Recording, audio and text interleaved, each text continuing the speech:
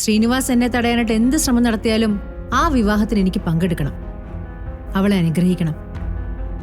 മാത്രല്ല വിലപിടിച്ചൊരു സമ്മാനം തന്നെ അവൾക്ക് കൊടുക്കുകയും വേണം. സിത്താര ശ്രീനിവാസിന് ഒരാളോട് കടം ബാക്കിയുണ്ടെങ്കിൽ അത് അവളോട് മാത്രമാണ്.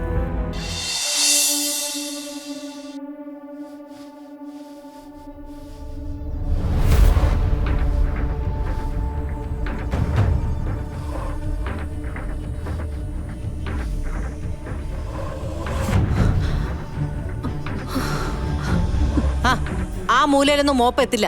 ദേ, ആ തുണിയെടുത്ത് വെള്ളത്തെ മുക്കി പിഴിഞ്ഞ് കൈകൊണ്ട് അവിടെ ഇരുന്ന് തുടയ്ക്കണം. തുടയ്ക്കടി.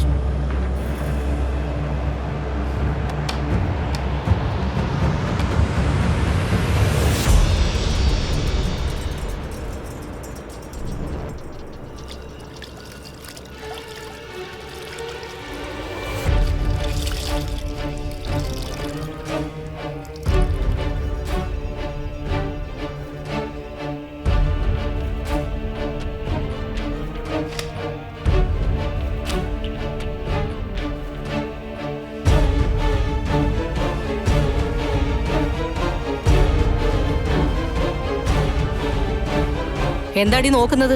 അങ്ങോട്ട് തുടക്കേ.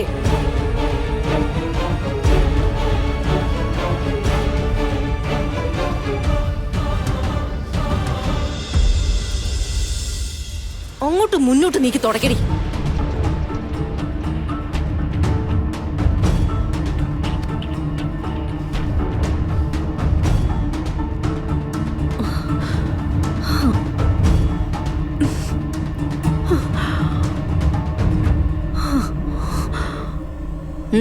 എന്താ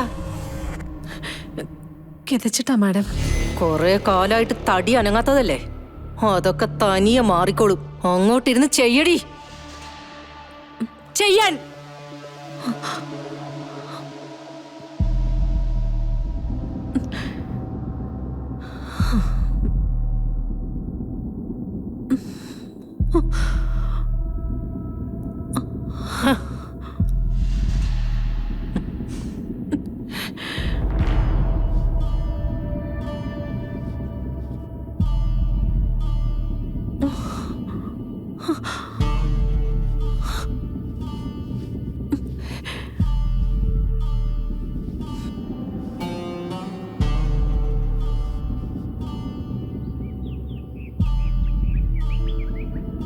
ഗാധമോളുടെ കാര്യത്തിൽ ഇനിയൊരു പേടി വേണ്ട. അതുപോലെ കൃഷ്ണയുടെ കാര്യത്തിലും. രണ്ടും മനസ്സിനെ സമാധാനിപ്പിക്കുന്ന കാര്യങ്ങളാണ്. പക്ഷെ മാം, ശ്രീനിവാസ് സാറ് ആ പോലീസ് ജീപ്പിൽ പോകുന്നത് അതെന്തു പറ്റി? അറിയില്ല. എന്തായാലും വിവാഹ നിശ്ചയത്തിന്റെ മുഹൂർത്തം കഴിഞ്ഞതിന് ശേഷമാണ് അങ്ങനെ സംഭവിച്ചത്. കാര്യം എന്താന്ന് കൃഷ്ണയെ വിളിച്ച് ചോദിച്ചു നോക്കാം.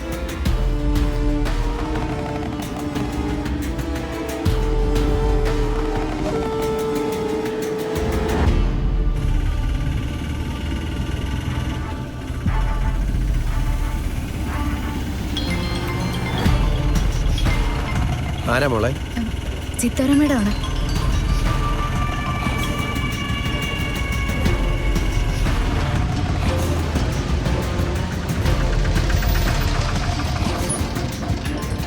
എന്നിട്ട് നീ അത് എടുക്കാൻ പോവാണോ? അവരോട് ഇനി സംസാരിക്കണ്ട മോളെ. അവരവരുടെ തനി സ്വഭാവം കാണിച്ചതല്ലേ.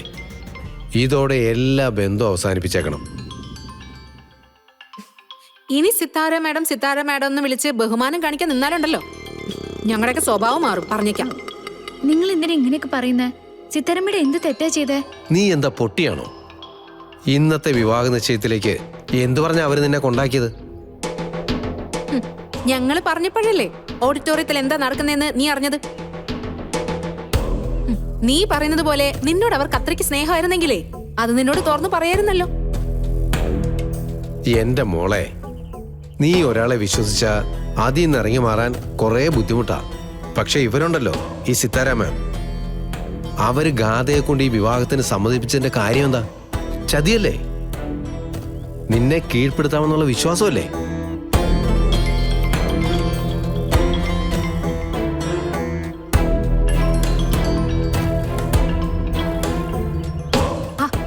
ഒന്ന് സ്വിച്ച് ഓഫ് ചെയ്ത് വെക്കുന്നുണ്ടോ നീ? ആ, അവരെന്തിനാ ഇനി നിന്നിങ്ങനെ വിളിച്ചോണ്ടിരിക്കുന്നേ? ഇനി അവർക്ക് നിന്നെ അവരുടെ സർവീസിന് വേണമായിരിക്കും, അവരുടെ മോളുടെ കാൽക്കൽ കൊണ്ടോ ഇടാൻ വേണ്ടി. മോളെ കൃഷ്ണേ, ഇനി നിന്നോട് ഞാനൊരു കാര്യം പറയാം. ഇനിയും ആ സിത്താര മേഡത്തിനെ വിശ്വസിക്കാനാണ് നിന്റെ ഉദ്ദേശമെങ്കിൽ നീ ഇനിയും ഞങ്ങളെയൊക്കെ മറന്നേര്.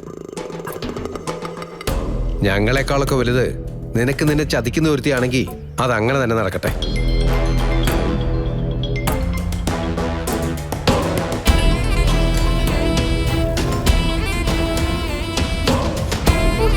വേറൊരു പണിയുമില്ല, ഇങ്ങനെ വിളിച്ചുകൊണ്ടിരിക്കുക. ചിലപ്പോഴേ ശ്രീനിവാസൻ സാറ് പോലീസ് സ്റ്റേഷനിൽ കിടക്കുന്നത് അറിഞ്ഞിട്ടുണ്ടാകും. അത് ആഘോഷിക്കാനുള്ള വിളിയായിരിക്കും. ആരെ അവര് ചതിക്കാത്തത്? നിന്റെ അച്ഛനെ ചതിച്ചില്ലേ? നിന്റെ അമ്മയെ ചതിച്ചില്ലേ? പിന്നെ നിന്നെ ചതിച്ചില്ലേ? ഓ, സിത്താര മാഡം പാവമാണത്ര. ഇനിയും ഞാൻ വിളിക്കുന്നില്ല. ഇങ്ങോട്ട് വിളിച്ചാ ഞാൻ എടുക്കുന്നുമില്ല. നമുക്ക് പോവാം.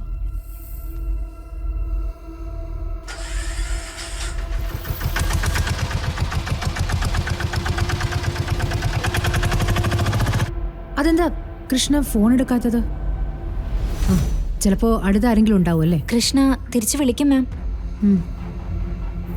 എത്ര ദ്രോഹിച്ചിട്ടും സ്നേഹം മാത്രം അവളുടെ മനസ്സിൽ. അതെല്ലാവരെ കൊണ്ടും കഴിയുന്ന കാര്യമല്ല. സിനി നോക്കിക്കോളൂ, അവളുടെ വിവാഹത്തിന് ഞാൻ പോവും. ശ്രീനിവാസ് എന്നെ തടയാനായിട്ട് എന്ത് ശ്രമം നടത്തിയാലും ആ വിവാഹത്തിന് എനിക്ക് പങ്കെടുക്കണം. അവളെ അനുഗ്രഹിക്കണം. മാത്രമല്ല, വിലപിടിച്ചൊരു സമ്മാനം തന്നെ അവൾക്ക് കൊടുക്കുകയും വേണം. സിത്താര ശ്രീനിവാസിന് ഒരാളോട് കടം ബാക്കിയുണ്ടെങ്കിൽ അത് അവളോട് മാത്രമാണ്.